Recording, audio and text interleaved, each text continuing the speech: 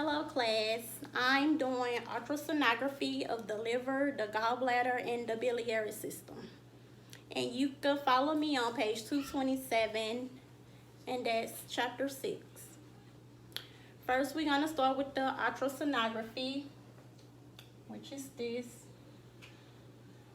And it's a diagnostic test that visualizes deep structures of the body, such as the liver, the gallbladder, the heart, and the kidneys. And it does that by recording echoes of ultrasonic waves into the tissues.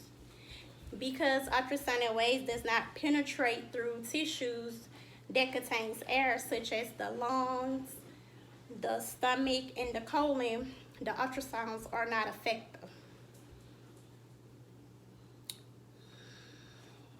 They are useful for pregnant women and patients that are allergic to contrast because no contrast is required and has no associated radiation. And they are used to confirm diagnosis that is positive. So like an example, like if you're pregnant and you get your blood test back and it say you pregnant, so the doctor would do like an ultrasound to hear a heartbeat to make sure there's a baby there. So that's how they confirm a question of positive. And gallstones, they are usually detected in ultrasounds also. And some of the nursing and interventions are, you should inform the patient that it's nothing by mouth from midnight before the test. And if a patient has had barium contrast, you want to ask the doctor to give them a laxative to flush it out or whatever. And that's about it with that.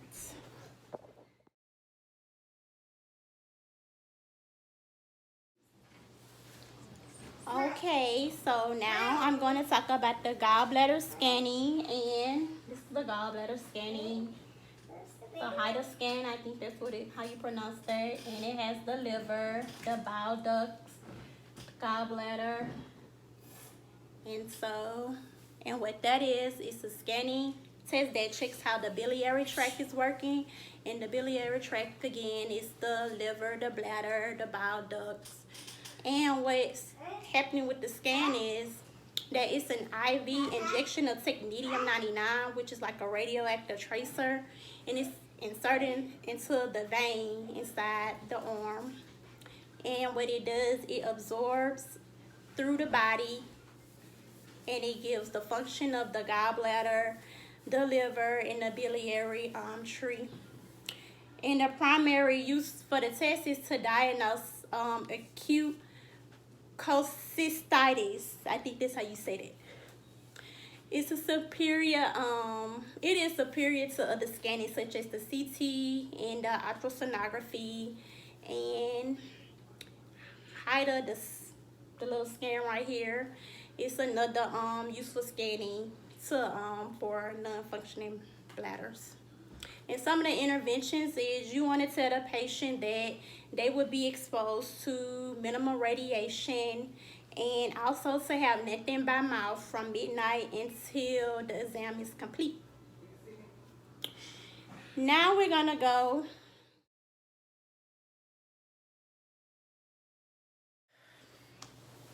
Okay, now we're going to discuss a needle liver biopsy, and what that is a safe percutaneous procedure that is done to diagnose pathologic liver conditions such as hepatitis, cirrhosis, granuloma, tumors, drug-related reactions, and that procedure is often done with guidance, so they will use an ultrasound or the CT scan.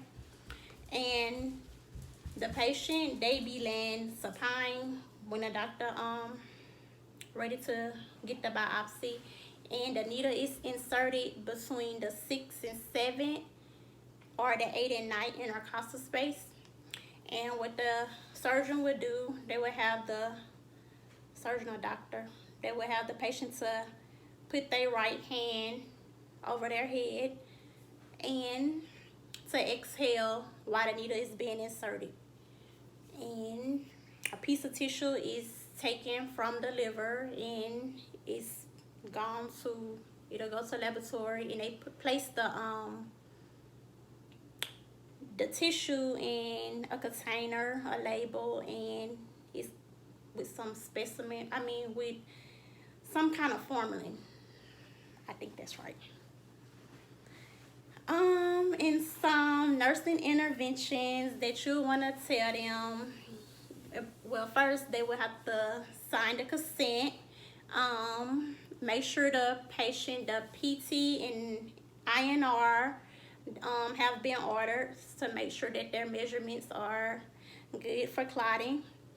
And observe the patient for bleeding after the procedure.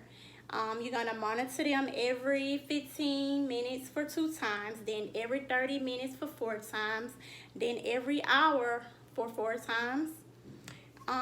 Keep the patient lying to the right and have a towel roll against the puncture site. And you're going to do that for about 2 hours. And you want to assess the patient for pneumothorax, which is collapsed lung. And if you see any signs like a shortness of breath, things like that, you want to report it to the provider immediately. And that concludes my presentation. I hope you guys learned a lot, and I hope you guys are staying safe. That's it. That's it. Little incision is just a faint little scar with no further problems. There's a little bit of bleeding at this point, but this is pretty much expected. Now here we have the Klatskin needle. We'll easily pass it through the small nick in the skin. The liver is only a couple of centimeters below the skin at this point. And when the patient takes a breath and exhales, the needle is just gently inserted in, and the biopsy is obtained. The specimen is immediately placed in formalin, which is a preservative until we're able to get it to the pathologist to process. And as you can see, this specimen typically is 2 to 3 centimeters in length. It's a small little piece of liver tissue. You can see it floating around in the formalin. And then what we'll do is we will send all of the required clinical information to the pathologist for them to accurately diagnose the problem. Following this, the